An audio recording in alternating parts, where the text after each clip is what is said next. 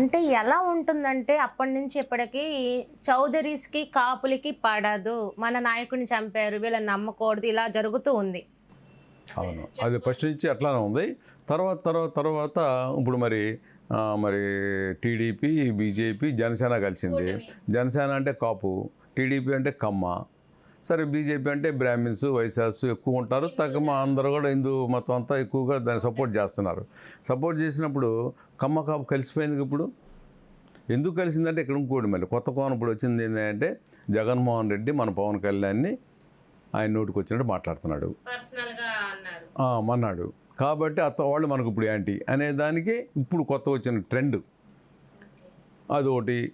జగన్మోహన్ రెడ్డి బాబు గారిని జైలు వేయటం, కొద్ది చంద్రబాబు నాయుడిని జైలు వేసినప్పుడు మన పవన్ కళ్యాణ్ గారు కొద్ది స్పందిస్తాడు. ఒక చంద్రబాబు నాయుడు అనే కాదు, ఆ స్థాయిలో ఉన్న కొద్దిగా మంచి నాయకుల్ని అన్యాయం జరుగుతుంటే సపోర్ట్ చేస్తాడు.